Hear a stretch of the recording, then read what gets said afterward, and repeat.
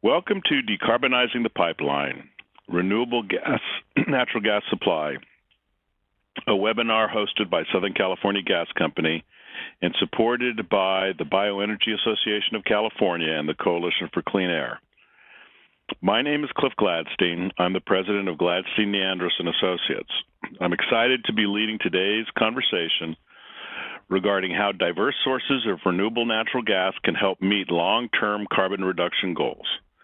I'm joined today by George Minter, the Senior Director of Policy and Environment from Southern California Gas Company, Julia Levin, the Executive Director of the Bioenergy Association of California, and Alan Lloyd, President Emeritus of the International Council on Clean Transportation and formerly of the California Environmental Protection Agency.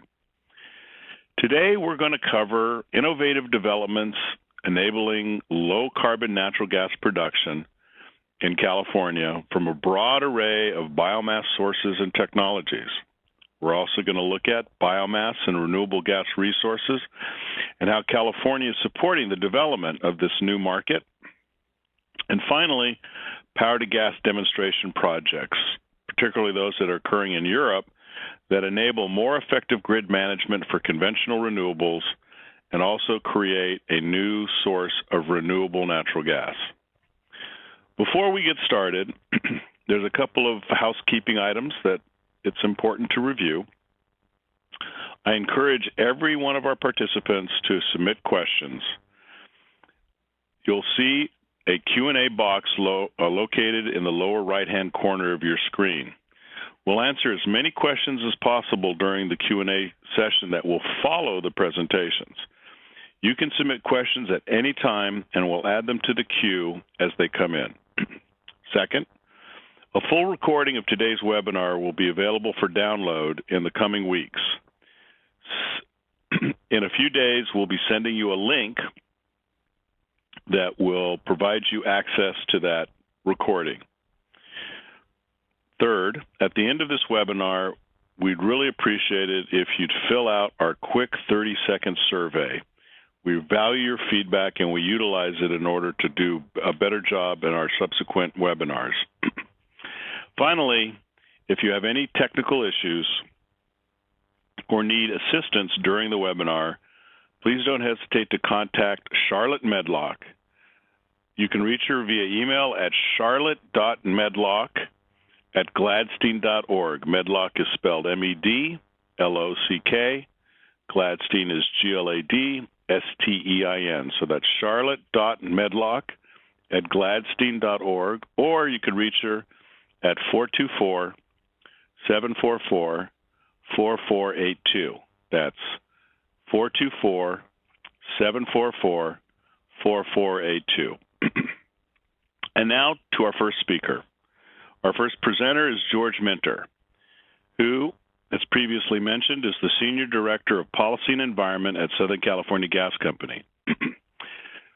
George brings more than 35 years of experience in energy and environmental affairs, policy development, communication strategies, and political advocacy. Today, George is going to provide an overview of the gas company's vision to decarbonize the pipeline by developing power-to-gas systems and expanded renewable natural gas resources. George? There are many constituencies discussing the role of low-carbon gas supply or renewable natural gas or zero-carbon natural gas or zero-carbon methane. And that's part of what this presentation and webinar is all about. Here in California, we've really focused a lot on electrification.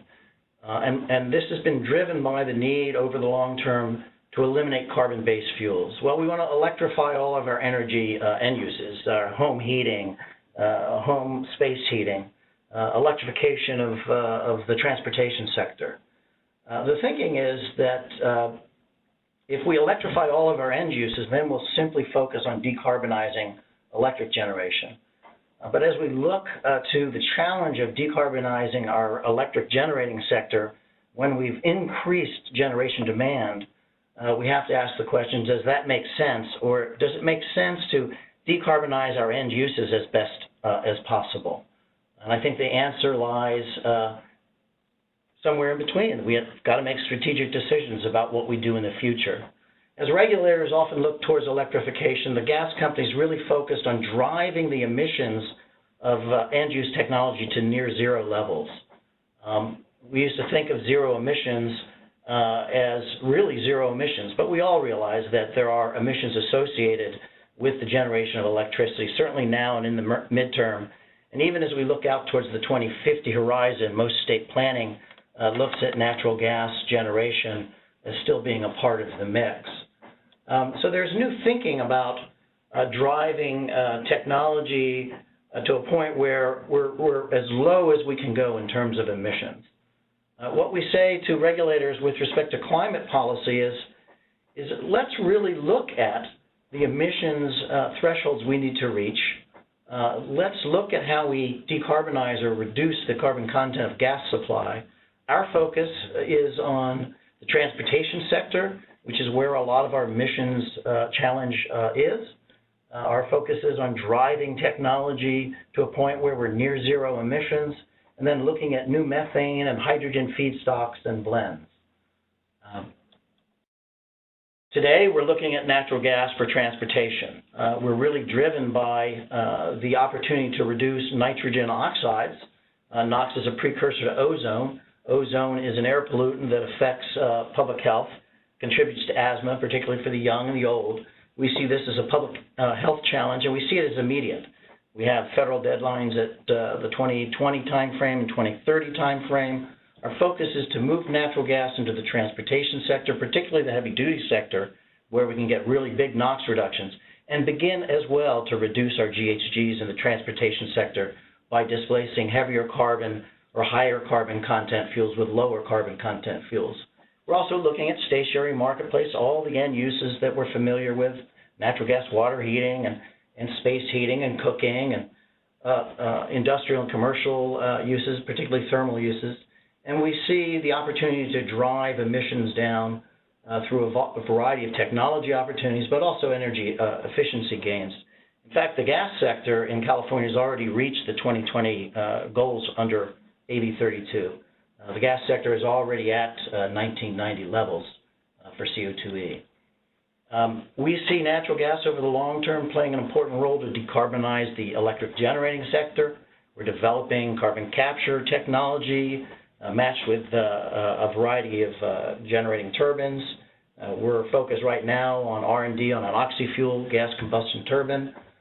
Over the long term, we see a lot of small-scale, rampable generation that will be matched with renewable resources like wind, like solar, moving into the marketplace, helping to even out the intermittency of renewables, helping the grid operator manage the grid and rely on renewable resources. This helps grow the renewable profile in a electric utilities portfolio.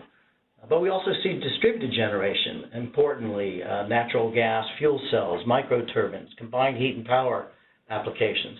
All of these will drive the GHG profile as well as the air pollutant profile down with the use of natural gas. Fuel cells near zero emission, microturbines very low emission, combined heat and power, high efficiency, driving GHG profile down.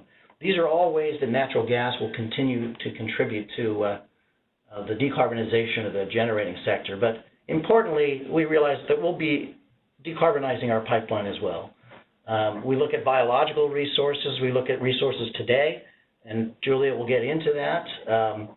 But we have very significant biological resources that become feedstocks for biomethane that can move into the pipeline. Natural gas is simply methane, and methane doesn't need to come from fossil sources. It can come from biological sources. And Julia will talk about what those sources are. The ARB and the scoping plan has a purpose-grown crops pathway for biofuels. We see a similar pathway for biomethane feedstocks that will certainly feed into the pipeline as biomethane. So when we look at biological resources, we look at what exists today, the waste stream, landfill, wastewater treatment center facilities, landfill gas, agriculture. We also see a pathway for purpose-grown crops. The really exciting thing that we're seeing this deployed throughout the EU nations, is the deployment of electrolysis facilities, basically strategically located where there's excess renewable generation. And this is a way of the grid operator handling excess renewable, particularly a time-of-day mismatch, when there's oversupply of solar during the midday, for example, and there's not enough demand, or there's a lot of wind power at night, and again, not enough demand.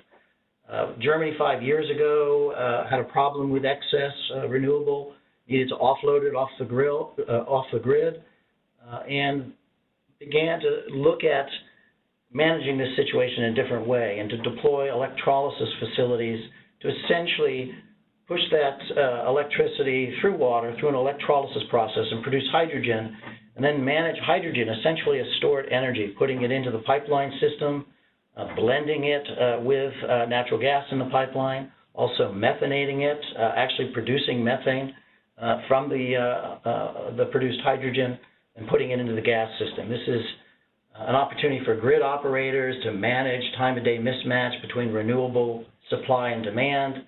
It's an opportunity to grow the renewable portfolio without worrying about excess supply. It's also a way of decarbonizing the pipeline, or reducing the carbon content of the gas stream. This is two examples of power-to-gas facilities that Alan will talk about more in Europe and Germany. These facilities were visited by California regulators earlier this year to gain some familiarity with this power-to-gas technology. As I said, there's 30 projects that are being launched. They're not all built and operating. This is a statement from an academic journal that basically reads very much like a lot of material being put out there by the California ISO, which is warning against a significant mismatch between renewable generation and demand, and the ability of the grid operator to manage that. In fact, the German Energy Agency looks at power to gas as kind of a system solution. This is a way of managing the electric grid and the gas grid together as an energy grid. And it's a way of moving power to gas and gas back to power. This is either a complicated or a simplified slide, depending on whether you're an engineer or not, that demonstrates the flexibility of the renewable gas supply chain, as well as the power-to-gas supply chain.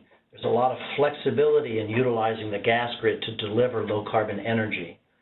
The time frame down at the bottom is just conceptual, where we look in the short and the midterm to deploying biological resources, and we look to the midterm and the longer term at the opportunity for power to gas and significant natural gas, or methane storage from power to gas.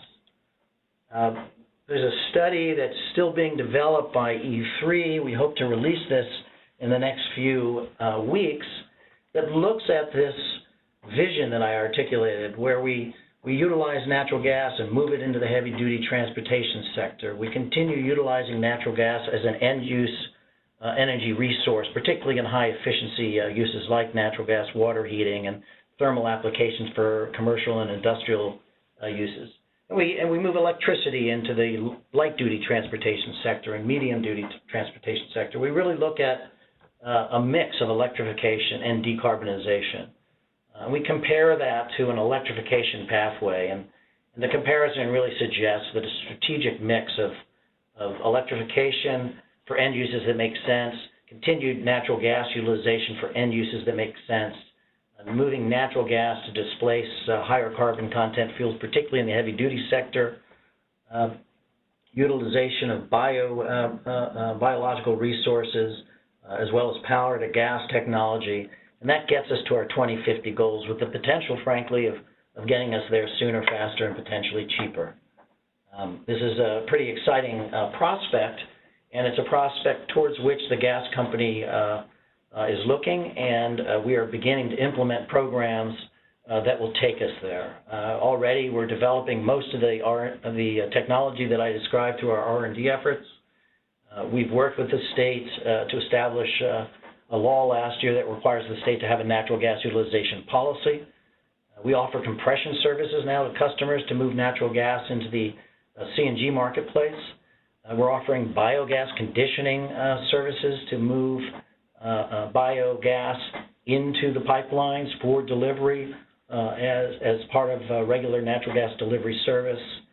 We've proposed at the PUC a distributed energy resources tariff that would help us deploy fuel cells and microturbines and combined heat and power. And we're looking in the future at the hydrogen production opportunities offered by power to gas, as well as liquefaction demands that we see already coming from the heavy-duty transportation sector, particularly rail, as well as the marine sector. So we're moving in this direction. We're beginning to talk to agencies, to organizations, stakeholders, not just in California, but throughout the nation about this pathway, and we're encouraging further exploration of the opportunity of biological resources and the opportunity of power-to-gas technology. Our view is that natural gas and methane will be a foundational fuel over the long term. Today, it's an abundant and affordable and domestic resource. It's a clean resource, and over time, it'll be cleaner and cleaner as we reduce the carbon content of our gas supplies and move to biologic gas and synthetic gas and hydrogen blends. My understanding is that before we take questions, we move to the next presentation. So I'll hand it over to either you, Cliff, or over to Julia. That'd be to me, George. Thank you. Thank you very much for your presentation. Before our next presentation, I want to quickly remind everybody to continue to submit your questions. You can see the Q&A box in the lower right-hand corner of your screen, and we will be accumulating the questions during the course of the presentations, and once we launch into the Q&A session, we'll begin asking them. Next, we're going to hear from Julia Levin. She's the Executive Director of the Bioenergy Association of California. Previously, Julia served as the Deputy Secretary for Climate Change and Energy at the California Resources Agency. There, she chaired the Governor's Interagency Bioenergy Working Group and led the development of California's 2012 Bioenergy Action Plan. Today, she's going to talk to us about the benefits, policy drivers, obstacles, and opportunities to biogas development here in California and elsewhere. Julia, thanks for joining us today. Great. Thank you very much, Cliff, and thank you to Gladstein & Associates for organizing this webinar. It could not be more timely as California looks to where it's going to make the next big steps on tackling greenhouse gas emissions and air pollution and other pollution in California. And decarbonizing pipeline gas is a really important way to do that. I do also want to thank George and Southern California Gas Company. It's just extraordinary to have the nation's largest gas company looking forward this way and really being quite visionary but also quite practical about how to decarbonize gas. It's exciting. Having said all that, I don't have my presentation on my screen. Okay, is everyone else seeing my presentation? Sorry. Yes, it's there. Okay, great. Sorry about that. So before talking about biogas, which is what I'm going to focus on, the piece of decarbonizing pipeline gas that can come from organic waste, I just want to say a word about who the Bioenergy Association of California is. We started not quite 2 years ago, and in a very short period of time, we have more than 50 members representing local governments, public agencies, and a number of private companies in the waste, energy, carbon, and other sectors. And we do focus on the organic waste to energy piece, converting organics to transportation fuels, electricity, combined heat and power, and pipeline gas. We focus on the organic piece for a number of reasons. Sorry, I'm trying to advance. There we go. There are a lot of reasons to focus on organic waste to energy. Above all, organic waste-based energy can really significantly cut greenhouse gas emissions. And it does that, like other renewables, by reducing fossil fuel use. But organic waste to energy can also reduce greenhouse gas emissions upstream. Those are the emissions from decomposing organic waste, the methane emissions, and black carbon emissions, which are emissions primarily from wildfire. In fact, wildfire causes 52% of all black carbon emissions in California, more than all other sources combined. The reason that methane and black carbon are so significant is, although they're known as short-lived climate pollutants, which doesn't sound very serious or very threatening, they are many times more potent than carbon dioxide as a climate pollutant. Methane is 28 to 84 times more potent than carbon dioxide, and black carbon is hundreds to thousands of times more potent as a climate pollutant than carbon dioxide. So organic waste to energy, or biogas, can really help to cut these emissions, and that's one of the most important reasons to expand biogas production in California. In addition, it can reduce air and water pollution, reduce landfilling, reduce wildfire, and provide many other benefits. So in addition to reducing a lot of negatives, biogas provides a lot of positives. Above all, it provides renewable energy.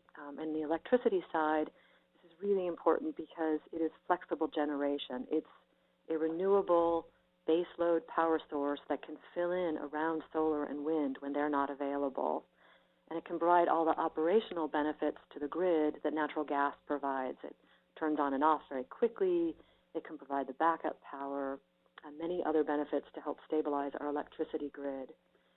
Biogas can also provide the lowest carbon fuels for the transportation sector, in fact, the lowest carbon transportation of any kind, and I'm going to come back to this piece. Biogas can also provide beneficial byproducts, including biochar, which is an end product of biomass gasification, and biosolids, which are produced from anaerobic digestion of organic waste.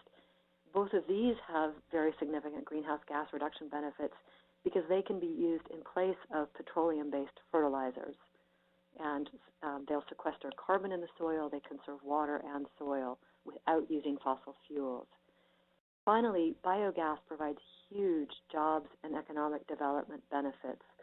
Right now, California imports 91% of its natural gas. That's a huge amount of dollars and jobs that we're sending out of state.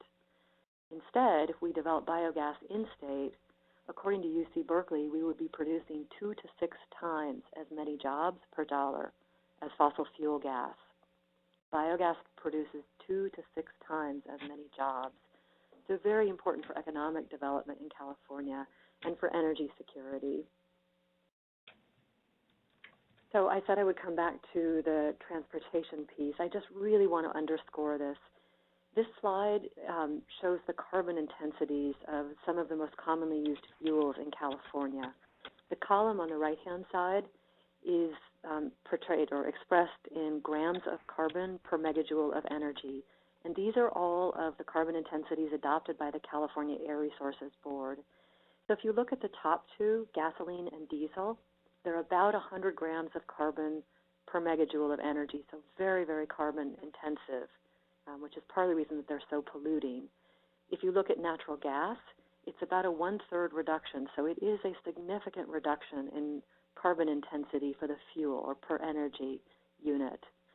Then if you go down to electric vehicles and renewable diesel, it's about a 2/3 reduction in carbon intensity for a unit of energy.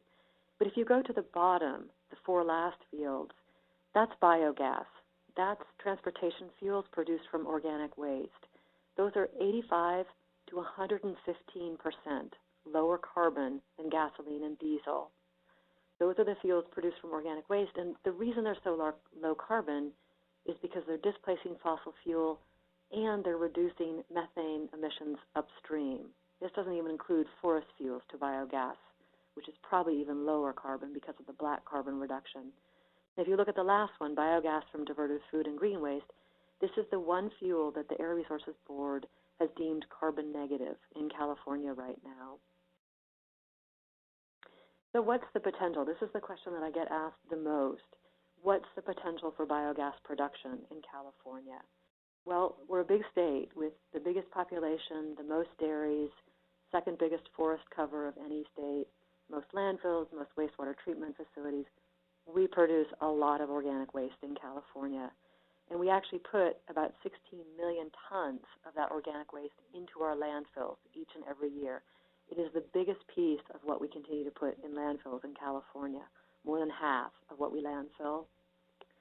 Just that piece alone, the organic waste, the food, yard waste, fats, oil, and grease, wood waste that we're putting into landfills, that part alone could produce 82 billion cubic feet of renewable gas per year. The organic waste that's already in landfills, even if we don't put in any more, the organic waste that's decomposing in landfills now in California could produce another 53 billion cubic feet of biogas per year. Livestock and agricultural waste could produce another 43.5 billion. That would be waste from all of our chicken farms, from the dairy industry, and from crops, vineyards, and other plant-based waste. Wastewater treatment facilities already produce a lot of bioenergy, but have the potential to produce an additional 23 billion cubic feet of biogas per year. And then the biggest sector is forest waste, which could produce about 82.5 billion cubic feet a year. And on this, I want to be clear. We're not talking about old-growth trees or clear-cutting or other destructive, unsustainable practices. We're talking about shrubs, sticks, small trees, diseased trees that need to be removed, actually to restore healthy, sustainable forest ecosystems. Just that biomass, which actually firefighters call the ladder fuels because it helps fire to reach the tops of trees and allows wildfire to burn hotter and faster and more dangerously, just reducing those fuels could produce 82.5 billion cubic feet of biogas per year. So when you add this all up, we're talking about more than 250 billion cubic feet of biogas per year. That translates into 2.5 billion gasoline gallon equivalents of fuel, or enough to replace 3/4 of all of the diesel used by motor vehicles in California. And I really want to pause on this for a second because many of us that focus on reducing climate change emissions are also looking for ways to do that will help California tackle its ongoing air quality challenges. And as George mentioned, we need to look for solutions that do both. By reducing diesel, we're reducing not just greenhouse gas emissions, but criteria pollutants and toxic air contaminants. Diesel is a very dirty fuel. And despite a lot of steps to clean it, which are working, but still, it's not ever going to be as clean as natural gas or even better, biogas. If we use that 284 billion cubic feet of biogas to produce electricity, we could generate about 5,000 to 6,000 megawatts of flexible generation renewable power. That's also about 10% of our total electricity demand in California. So given all these benefits and the potential, not surprisingly, California has adopted a number of policies in the past several years to help promote biogas and renewable gas in general. Under the Schwarzenegger administration, California enacted SB 1505, which requires that 1/3 of all of the hydrogen at hydrogen fueling, publicly funded hydrogen fueling stations must come from a renewable supply, which would be biogas or renewable gas. The low carbon fuel standard is helping to drive the development of new biogas facilities, although not quickly enough because of a lot of uncertainty around the LCFS and legal challenges. SB 1122 requires 250 megawatts from 3 megawatt and smaller projects to come from bioenergy. It won't all be biogas, but a large part of it will be. EPIC is the Electricity Program Investment Charge. It's a program at the California Energy Commission that this year allocated about $37 million to the development of new biogas to electricity projects. And then AB 118 is a clean fuels and vehicle funding program that allocated about $18 million to biogas to transportation fuel projects. Cap and trade is another source of funding for biogas development. And finally, this year, California enacted several policies that will help in the development of biogas. One is AB 1826, which for the first time requires California to begin the recycling of organic waste. So we've made huge strides in recycling bottles and cans and paper, but as I said, the next big piece that we need to remove from landfills or stop putting in landfills is the organics piece. So AB 1826 addresses the commercial organic waste, which would be from restaurants, from food processing facilities, large office buildings, large apartment buildings, things like that. And it phases in gradually by 2020. It starts with the largest producers, and by 2020 gets to even smaller fast food restaurants. So that will provide feedstock for biogas development. And finally, SB 605, also enacted this year, requires the Air Board to develop a comprehensive strategy to reduce short-lived climate pollutants. So we'll really get to the methane and black carbon. All of these policies are great, and California is a leader in many of these areas, but it's not enough. It doesn't add up to a comprehensive sector-wide strategy that's really going to move the market forward to commercialize biogas and help us achieve all the benefits that I just spoke about and that George has spoken about. In order to do that, the Bioenergy Association of California is proposing that California adopt a renewable gas standard.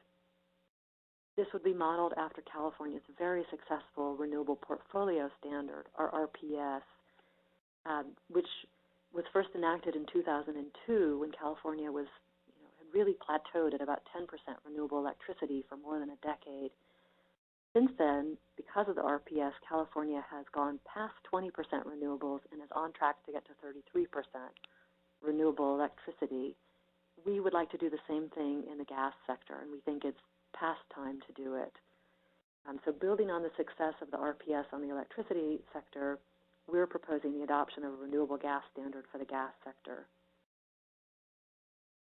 We're proposing very modest amounts of 1% by 2020, which actually is a big step up from where we are now, since we're at virtually 0% right now in terms of pipeline gas, 3% renewable gas by 2023, 5% by 2025, and a very modest 10% by 2030.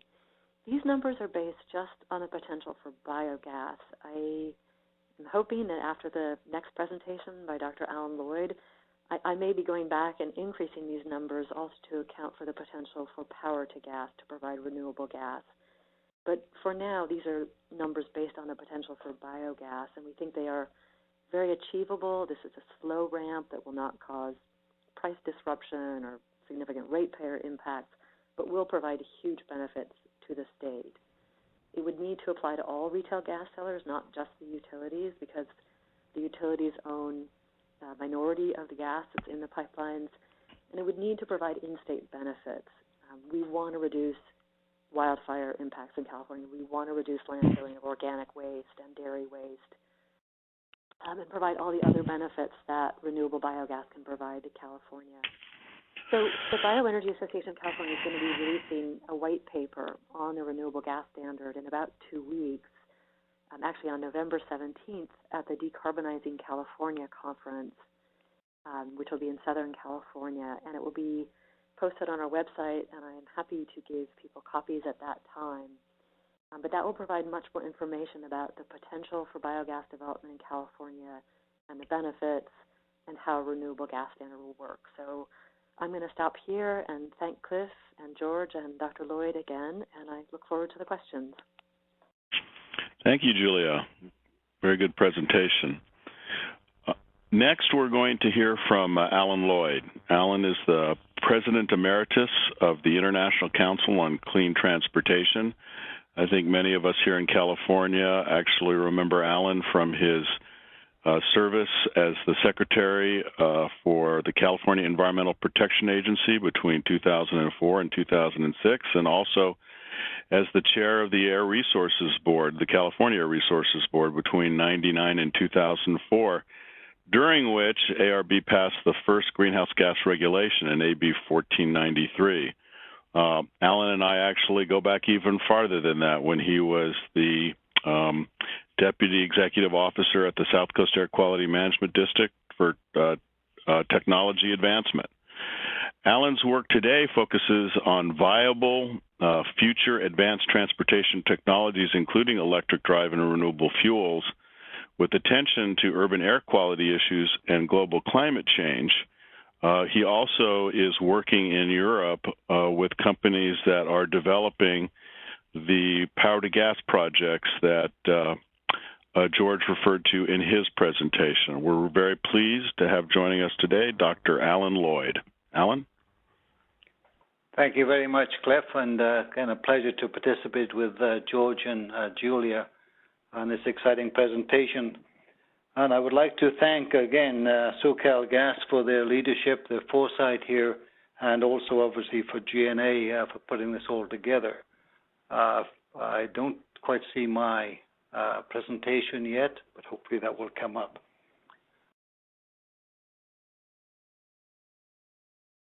It's up there, Alan. I think everybody else is seeing it.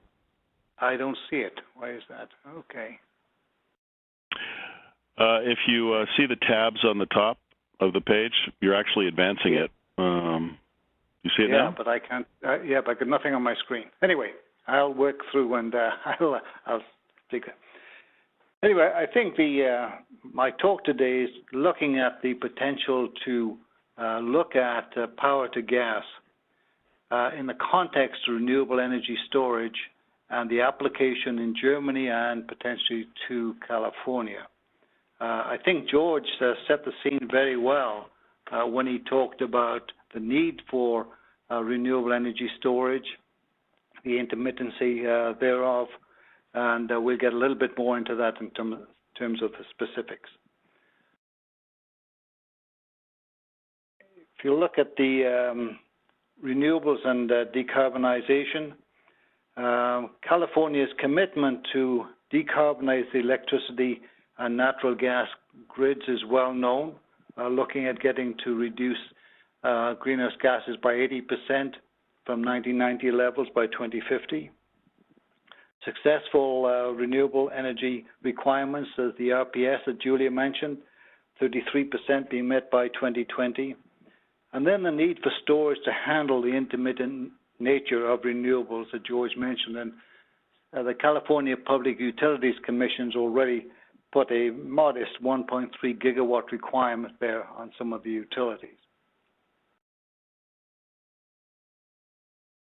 If you look at some of the energy storage technology, this is a question where, not one size fits all, but there are a number of potential technologies that can be used. And you can see all the way from the smaller size and the faster discharge time of the flywheels through the batteries and to the top right-hand corner there where you've got power to gas, looking at hydrogen storage, and then power to gas where you're looking at the synthetic natural gas that Julia and George mentioned in that case. So we already got a menu of options, and they can be utilized in different cases. The other piece I think about the power to gas there is it can be produced by a rapid response hydrogen produced, and the key is a rapid response electrolyzer, 1 second response there. You've also got oxygen as a co-product which has commercial value.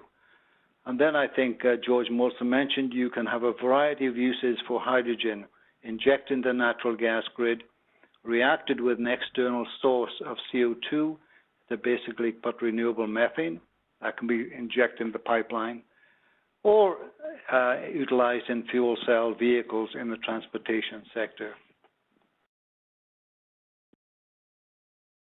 So I think it's clear from the opportunities there for diversity, as well as the need for longer-term storage, why, in fact, the power to gas. And then hydrogen can easily be stored in the gas grid. And you've got essentially an infinite storage capacity with a natural gas grid. Or you can store it as hydrogen. You can see here on the left-hand side the renewable energy sources, the key piece played by the electrolyzer, and then the so-called methanation, where you look at taking CO2, reacted with hydrogen to produce methane, which will go back into the grid. Very diverse way of looking at that. In terms of some of the economic terms here, this is, I think, really what one could look as a game changer. And where you have the gas and electric utilities work together. In some cases, of course, they come under the same umbrella. We got SoCalGas and Sempra. You got PG&E, and you got others. Some cases they're separate. But in fact, the rapid response PEM electrolyzer then can generate multiple cash flows. So you can see you can generate hydrogen, rapid load following, and also oxygen, which has commercial value. I just give one example here. The sewage industry, you can look at oxygenation of biological processes or into aquarium and whatnot. Rapid load following has benefit in terms of grid balancing with the electricity generating industry. And then as we talk a little bit more, hydrogen can be used in the transport industry, which again, you can pay some higher prices, get higher prices for the hydrogen, as well as put into the grid. So a very important, if you like, maybe game-changing technology here, which could have multiple streams. So that when you look at the economics of this, you can't just look at one aspect of this. You have to look at the system as a whole and the benefits that you're having from that. Question there is power to gas being investigated anywhere? And George also mentioned this, showed a couple of projects. And there are several projects in Europe, especially in Germany. And I think ITM Power and Hydrogenics are key electrolyzer providers. George showed a couple of those. I'll show some more here. So this is a case whereby California can actually learn a little bit from what's happening in Germany. The rationale in Germany, the increase in requirements for renewables and the reduction in greenhouse gases. And they have a reduction of greenhouse gases 40% by 2020, 80% by 2050, essentially the same as California goal compared to 1990 numbers. And the renewable share is 18% by 2020, 16% by 2050. And of course, we all know about the well-advertised need for Germany to phase out their nuclear plants, particularly after Fukushima. So George showed some plants going on. I think it's important to look and be aware, though, that some of these plants are in various stages of development, and some may not have been built. Some aren't quite the same. They don't all use PEM electrolyzers, which are very rapid load following. Some use the older alkaline technologies there. But you can see these are some of the key ones in terms of you've got some of the linking in with the mobile applications. Germany, as well as California, has a very broad plans for the development not only of battery electric vehicles, but also fuel cell vehicles. And recent announcements by Daimler and by the government there and the gas companies to develop a hydrogen infrastructure to support those vehicles will need some effective and maybe less expensive sources of hydrogen. So this gives you an example of what is going on in Germany. As I said before, it is very nice to be able to share information with our German colleagues and with companies who are doing business in Germany and being able to share that information to the benefit of California. Very often, it's the other way around. Here's one specific example to talk about, and that is the so-called Tuga plant. And this is the Tuga Group is the largest alliance of municipal utilities in Germany, municipal utilities. This shows a plant you can see here just outside Frankfurt, where in fact they are putting hydrogen into the natural gas grid. You can see the design there. You can see the electrolyzer from ITM Power. This has also been visited by regulators in California. And this is inserting hydrogen into the whole grid, not into a limited area. In Germany, you can go, I think it's up to 5 to 6% hydrogen. This particular plant, I think they're when they're injecting it, limited it to about 2%, because this grid also serves some of the natural gas vehicles. So if you look at sort of a mixture of natural gas, hydrogen, which is typical, you can get ethane up in 15–20%. They limit it here to about 2%, but that will change with time. As I said, you got in this demonstration, you got 13 partners in the TUGA group, which are operating throughout Germany. You can see here where the various members are, and then you can see where the location of the demonstration plant is, just outside Frankfurt. And you can see here the electrolyzer was ITM, the 360 kilowatt electrolyzer producing hydrogen, which can then be scaled up to the 1 megawatt and more.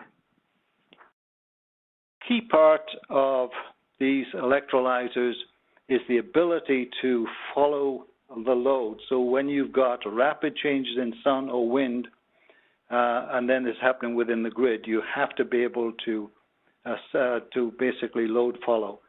So this is an example here where the electrolyzer has gone through these tests with the output requests and the output receipts. So you can see the excellent results, and this is very necessary to perform that. And that this 1 second response allows you to be able to accommodate that and also do some of the load leveling.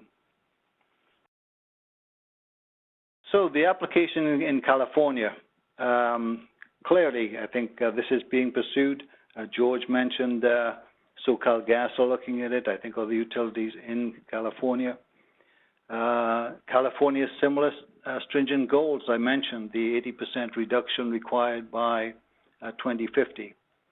The increase in requirements for renewable energy, 33% by 2020, which almost certainly will be increased in the next several years, particularly as the price of solar, wind coming down, and more people want to install solar.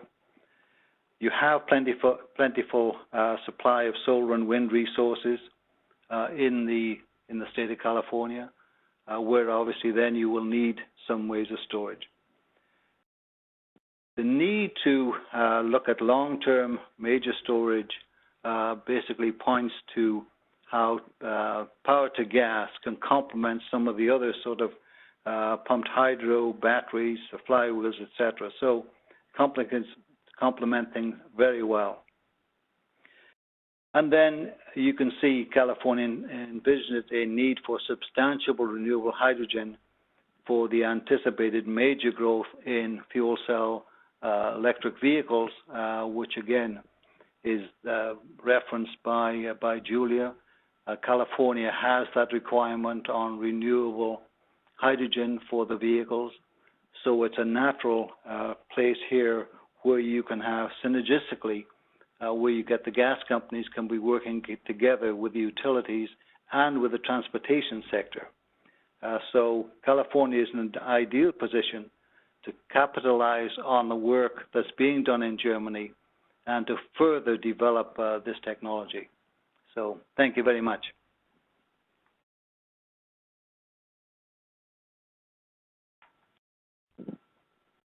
Thanks, Alan. Much appreciated. At this time, we're going to transition to our moderated Q&A portion of the webinar. But first, I'd like to thank Alan and Julia and George for 3 very, very good presentations. Stimulated a lot of questions. I want to remind everybody, however, that we still have room for many more questions. So please, reminder, you see on the lower right-hand side of your screen, there is a dialog box that has the opportunity to insert some questions, so please submit them. And at this point in time, I think we probably would get to all the questions that have been asked so far. The other thing that I wanted to comment on is a few of you had some technical difficulties seeing the PowerPoints. If that the solution to that was basically logging out and logging back into the webinar. And let me remind everyone that this entire webinar is going to be posted in a few weeks. Everybody who registered, whether or not you attended, will receive an email with a link to the URL that has basically this entire webinar recorded for you to view time and time again to your heart's delight.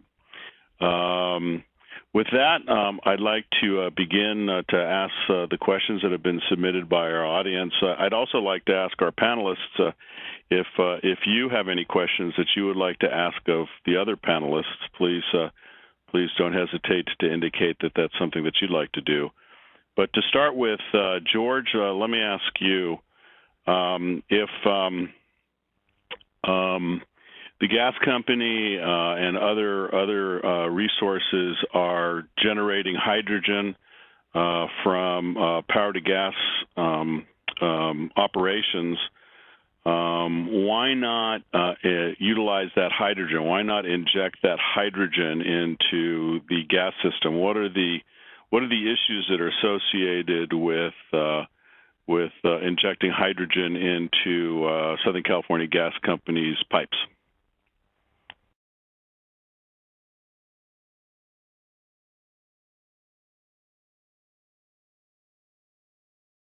George?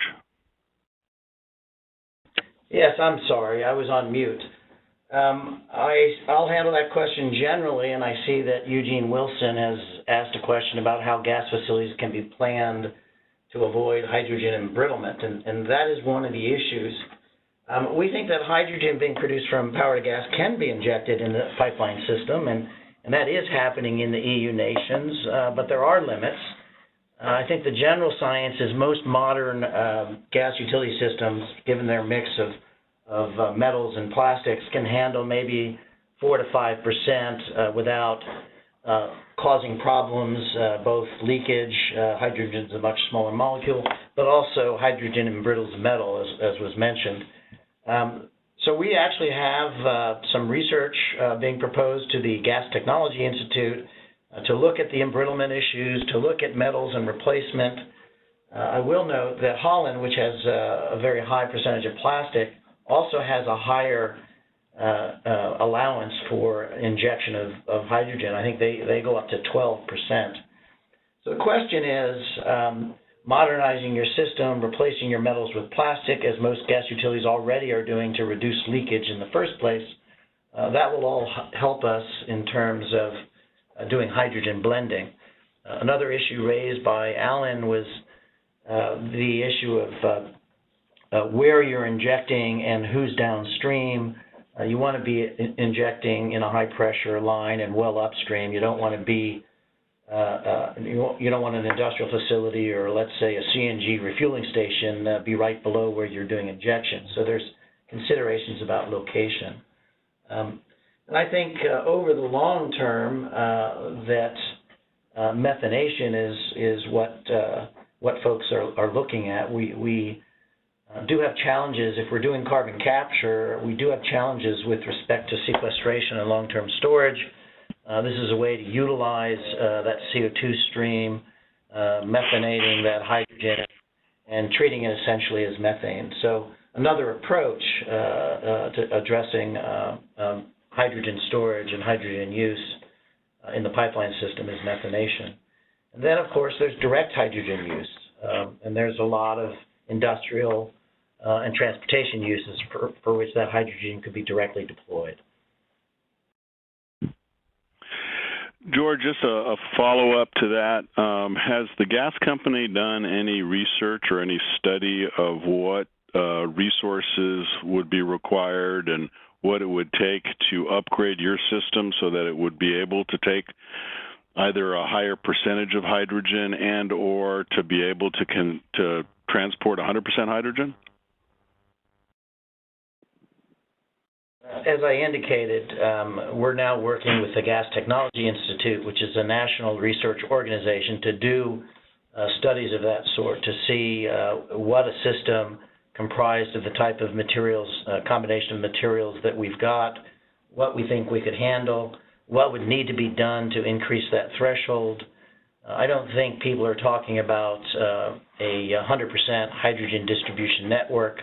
I think people are looking at percentages of blending, how high can you blend, how high a percentage can you blend, and then what's the role of methanation, at what point does that become a longer-term approach.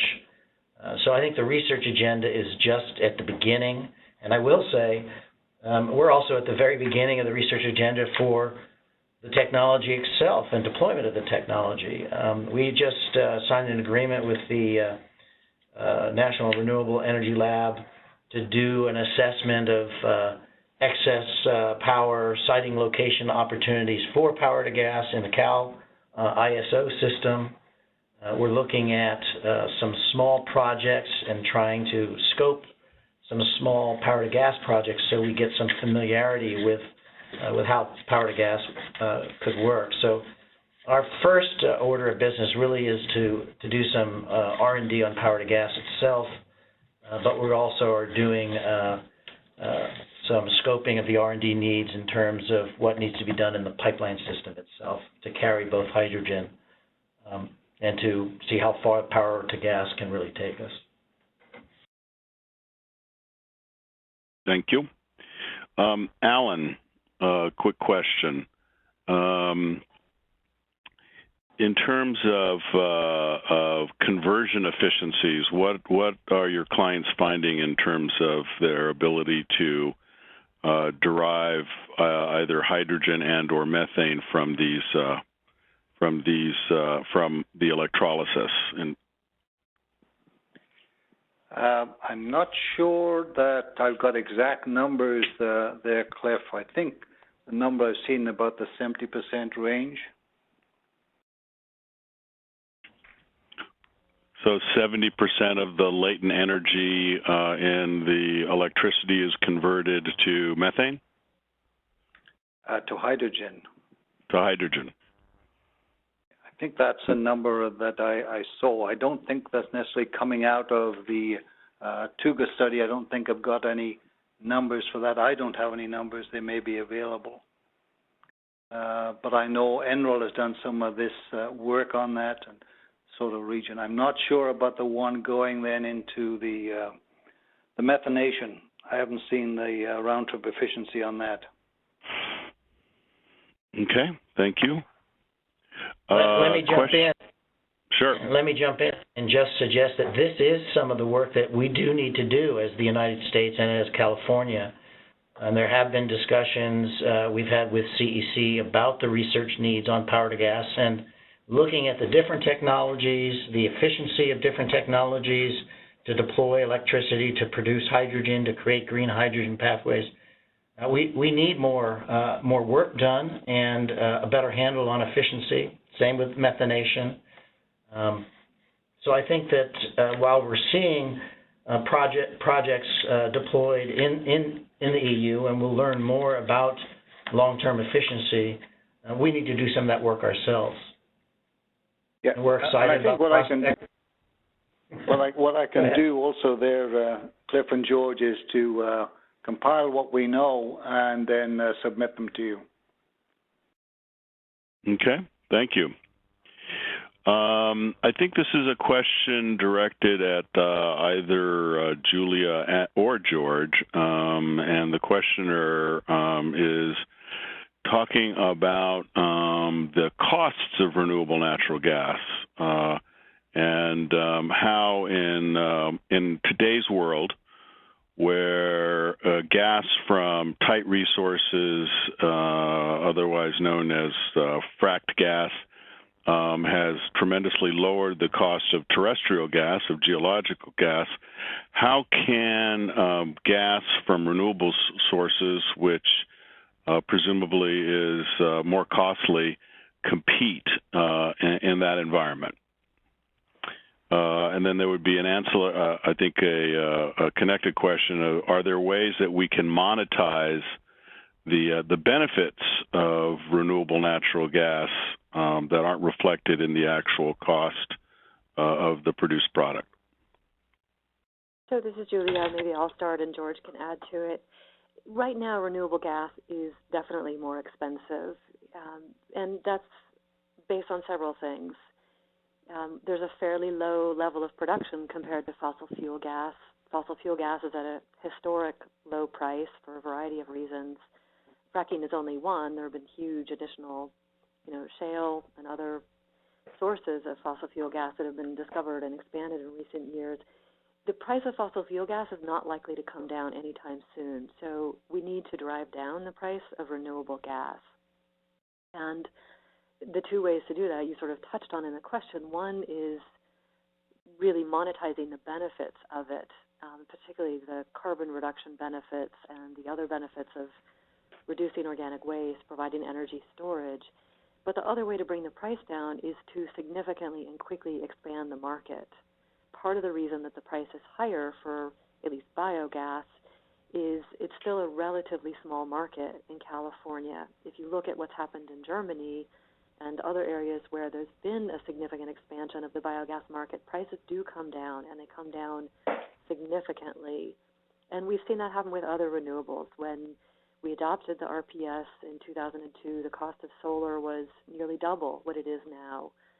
Wind power was also more expensive, but because we've grown the market so quickly and we've provided certainty to the market participants that they can finance and develop projects, the prices have come down very rapidly, and I would expect that for biogas as well.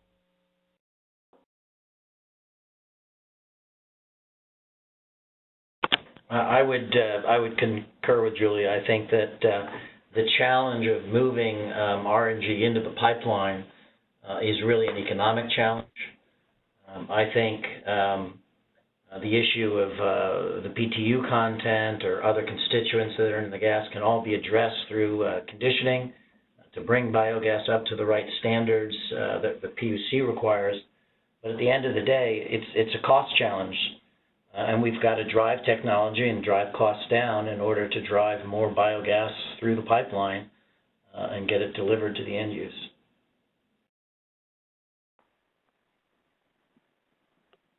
Okay, thank you. Julia, a questioner asks, where does hydrogen with 33% renewable content fall within ARB's table shown during your presentation, which, by the way, is a requirement for all state-funded hydrogen stations? Right. So I don't remember the precise number or if the Air Board has assigned a carbon intensity number for renewable hydrogen. The Air Board's table, the full table, is available on their website, arb.ca.gov/fuels/LCFS. That's where all the detailed numbers are, and there are hundreds of them, far more than the table I showed. I can say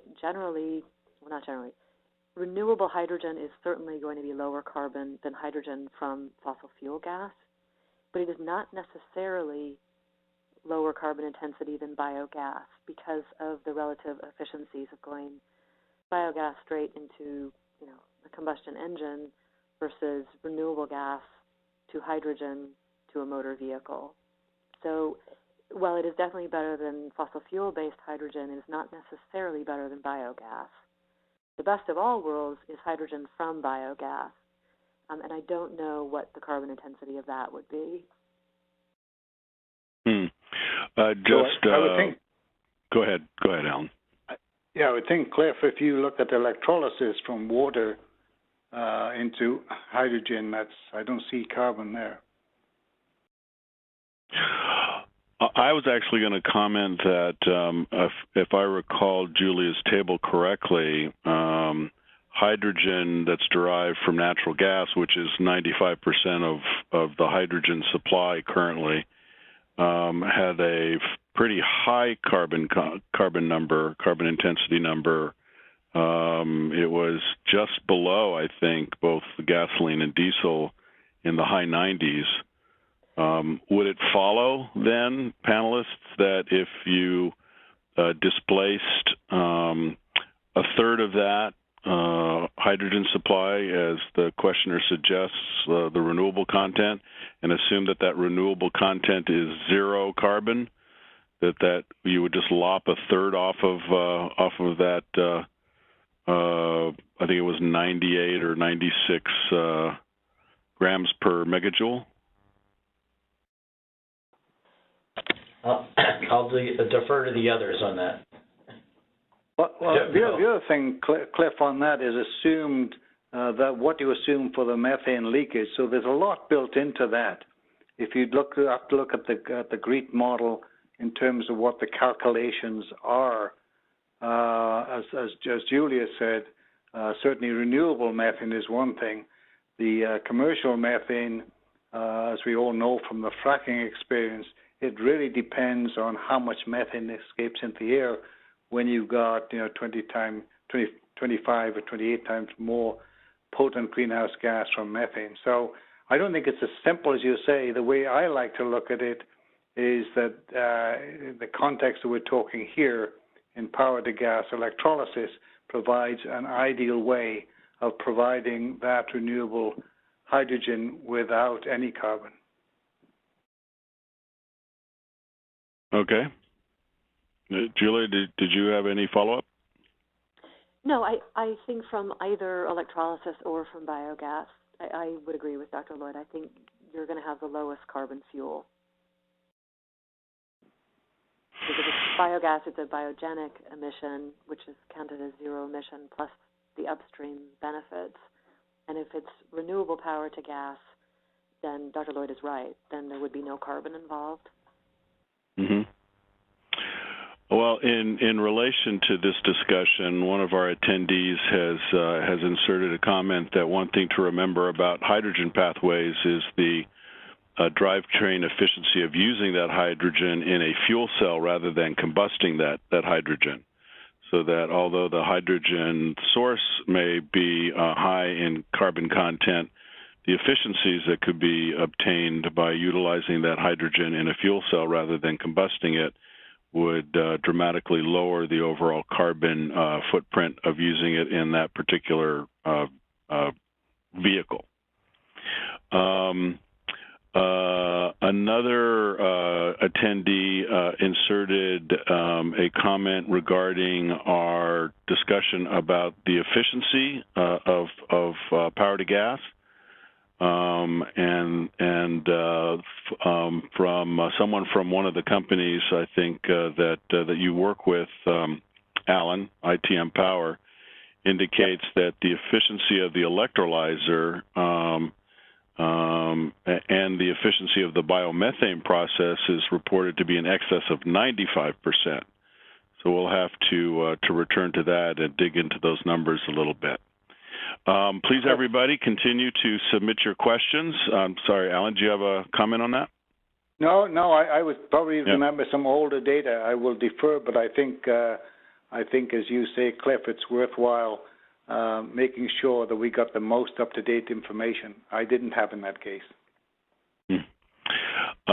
Again, I'd like to remind everybody, please submit your questions in the lower right-hand corner. And moving on into our next question from our audience. In terms of promoting an investment in electrolysis, can a California utility, in this instance the questioner asks whether it's a California electric utility, currently get a renewable portfolio standard, an RPS credit for renewable power that's converted to hydrogen? Anybody know the answer to that question? The credit will be created when the power is generated. Go ahead, Julia. Julia, why don't you start, and then George can follow. The renewable energy credit will be created when the power is generated. So it won't happen. I don't believe it will happen to generate the hydrogen, but when the hydrogen is then used to generate electricity. that's when you would generate a renewable energy credit. It's when you're putting the electricity on the grid that you get the credit. Correct. The RPS credit. Yes. Okay. George, any comment? No, that's correct. Yeah. Okay.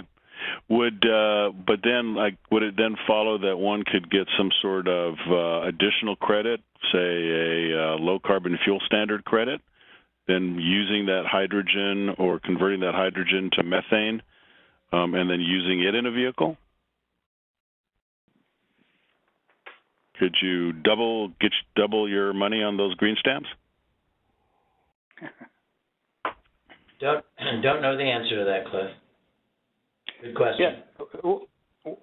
Yeah. One comment I would just make here, if you look at my slide 6, if you look at the potential for cash flows and the potential, any utility would look at that and say, well, gee, this should be looked at very seriously because of the diversity of cash flows and the timing in terms of the needs here. The other piece, which I was very pleased to see George mentioned, I've always felt that, in order for the gas companies to participate in electric drive, you really have to participate in that, obviously, through the hydrogen fuel cell. So I was delighted to realize and to recognize SoCalGas seeing that, and obviously have to weigh their options. But to me, that's a very exciting development in terms of providing another boost and another major stakeholders to really get us off gasoline and diesel. Okay, thank you. Let me go ahead. Let me just to clarify, Dr. Lloyd, thank you very much for that. I think we see kind of a short and a long-term perspective, and that I think we'd agree with you over the long term, but I think our focus, to be honest with you, and through the midterm, is really to move natural gas to displace diesel, move from liquid fuels to gaseous fuels to natural gas, and achieve the NOx reduction benefits we can get with the focus on natural gas, particularly in the heavy-duty transportation marketplace. And I think then the GHG reduction opportunity, we see that as a longer-term opportunity. And by the way, when we talk about deployment of fuel cells, we're not looking at just transportation, but we see a real opportunity over the long term with deployment of fuel cells in the stationary market, already being commercialized in large institutional settings. We see Japan today, as they move away from nuclear, moving to residential fuel cells. So we see fuel cell transportation as well as fuel cell for stationary use over the long term. Yeah, I would just comment, George, that I'd worked with you when I was in L.A. over 20 years ago. SoCalGas has been a leader in stationary fuel cells, so you've got a long history there. The other point I would comment, though, I guess I would have to say, I would agree with you, but increasingly, anytime you combust something, whether it's the super clean fuel, you have the issue of NOx and PM, which you have to address. But I don't disagree with you, particularly in the heavy-duty side of maximizing the use of natural gas. Makes a lot of sense. Okay. One of the benefits of having such a high quality audience for our webinar is they quickly come up with responses to the questions that we don't have answers to, and so I just wanted to add that an attendee has posted that in reference to the 33% renewable hydrogen pathway, the LCFS number is 76.1 grams of CO2 per megajoule, and when you adjust that for the energy efficiency ratio, it gives that path a number of 30.44, and you compare that to the 98 gram number for gasoline. So, thank you to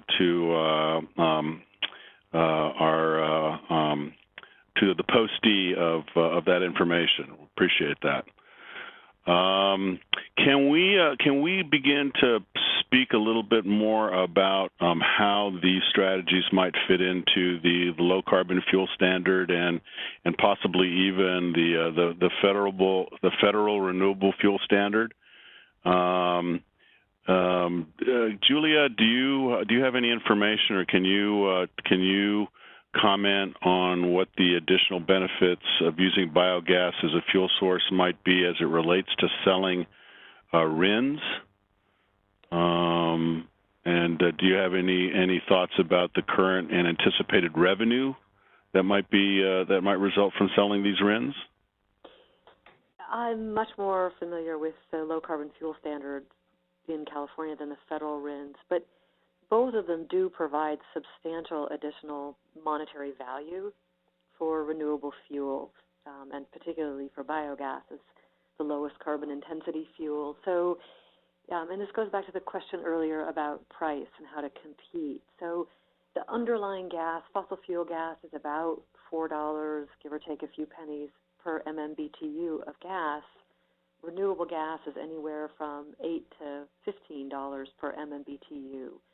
And the way that we make up for that in California is an LCFS credit for biogas can provide another about $4 per MMBTU in revenue, and a RIN can provide about the same amount again. So that's why companies like Clean Energy Renewable Fuels is able to sell biogas and make a profit, because they're getting the LCFS and the RIN values in addition to the underlying fuel. So RINs and LCFS are really important right now to make biogas, and I think in the future power to gas, pencil out. There's no way they would be able to compete, at least not in the near term, with fossil fuel gas. The big development on RINs, though, that's happened recently is that cellulosic fuels have been given a higher RIN value, and that includes biogas. So they are now under both the federal and the state systems, RINs and LCFS, the highest value fuel because they have the greatest carbon reduction. So that was a really positive step forward by EPA and puts the RINs much more on a par with LCFS, at least for biogas.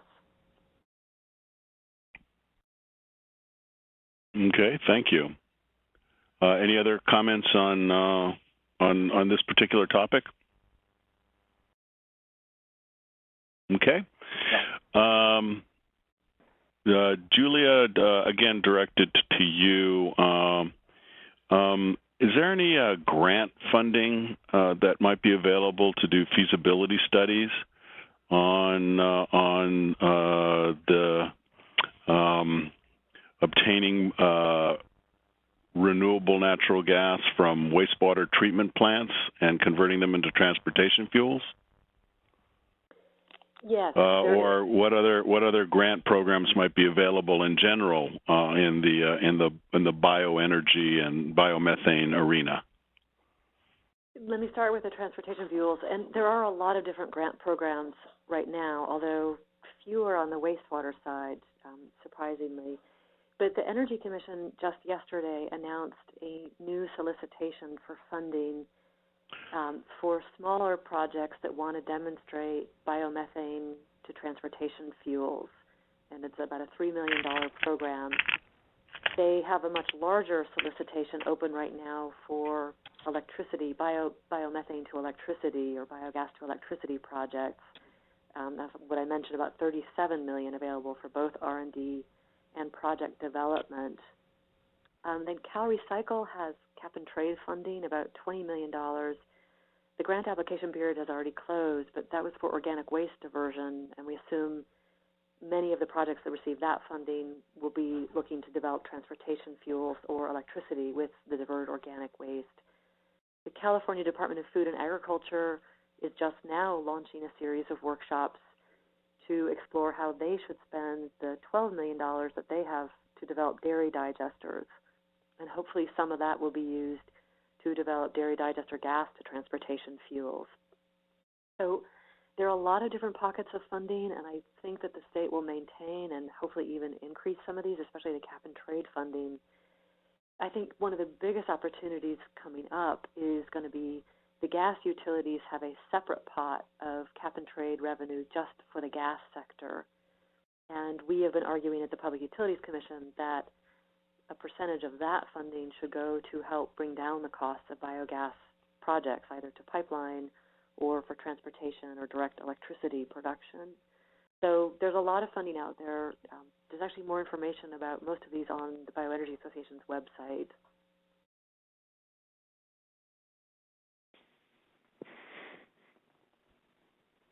Okay, thank you very much. We have several questions regarding the question of water, particularly water used as a feedstock for electrolysis. Questions related to how much water would be required, where we would get that water, what the cost of that water might be, how that might affect the power to gas formula. But I'd like to kind of just start this line of questioning. Alan, do you know, is the water supply that's required for generating hydrogen, does that require potable water, or are there other kinds of water that could be used? No, I think, Cliff, you need fairly pure source of water to clean that up in order to electrolyze it. So you would want to make sure you can't just use any water. You can go through a process to clean that up. But that is an issue which people have looked at, are looking at. The amount required, you typically get, you'd need about 9 kilograms of water to produce 1 kilogram of hydrogen. Obviously, the oxygen there is heavier than hydrogen. In Germany, in those plants, of course, it's not an issue. In California, that obviously has to be looked at more carefully. Although I would argue that, first of all, you have to demonstrate the viability of the project in California before you basically say that it's a non-starter because of water. But you just can't take any water. You have to clean that up, fairly high purity water for the electrolysis. Okay, Alan, do you have any information about the costs that, say, a kilo of hydrogen from this process? What the cost is in the projects that you've been working with in Europe? I don't have that. I might be able to get that to you, Cliff. As I said before, when you look at the various cash flows, what the value you get out of this, you can't just look at one segment because you look at grid balancing, you have to look at the oxygen as some value, and then the hydrogen. So it's not a straightforward thing. It's you don't want to just focus on how much hydrogen, what the cost you get out of that for what you're getting from the water, because then you've got to look at the whole stream there of what you're getting out. So how much of that information is public, I will find out, or maybe anybody on the line. I certainly don't have the up-to-date information on that. Okay, thank you. George, any thoughts? No additional thoughts, no. Okay. All righty. We're getting very close to the end of our time together. Panelists, do you have any last questions or comments that you'd like to add, just in general?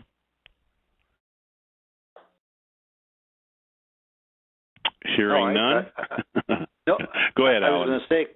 I was going to say, Cliff, I think it's very encouraging to see SoCalGas and you start this dialogue and continue this dialogue.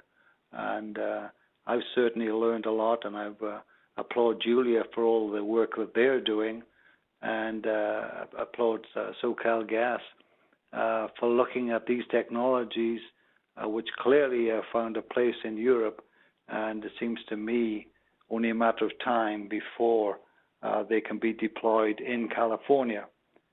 As George said, of course, California doesn't import anything without doing its own due diligence. So I'd hope that research dollars would be found by the agencies and others so that, in fact, the type of work that we discussed, the type of needs there, could be carried out so that then that could go into more of a, from a demonstration into a pre-commercialization and commercialization stage. It's only in that way then do you get to the reduction in greenhouse gases, the reduction in pollution that California is requiring. Thank you. That is a great summary. Thank you, Dr. Lloyd. Thank you, and thank you to our panelists. I apologize if there were any questions that we weren't able to get to today. They were really terrific questions. I really appreciate the discussion and the participation of all of our attendees. I'd like to thank George and Julie and Alan for dedicating not only their time to today's webinar, but the preparation time that was required to make this such a good webinar. Feel free to our attendees, feel free to contact them or to contact me directly for any follow-up questions that you might have. Our contact information will be provided in the follow-up email that you'll receive in the next few days. We had over 200 individuals registered to participate in today's webinar, which really, I think, speaks to the exceptional interest in the topic of renewable natural gas from both biologic and renewable power sources, not only as a strategy to help address the state's and the world, for that matter's energy issues, but also as a strategy to address our climate protection objectives as well. As a reminder, this webinar has been recorded, and it will be available for replay via an email link that we will be sending to you in the next few days. Also, please remember to complete the brief survey. It's going to pop up on your screen once you exit the webinar window. We really value your feedback. We're always trying to improve our webinars and make them more useful for our audience. So please take a few moments to fill out the survey and provide us your feedback. Again, thanks to our panelists and to all of our attendees for your participation today. We hope you have a great day and a great rest of the week. Thank you very much.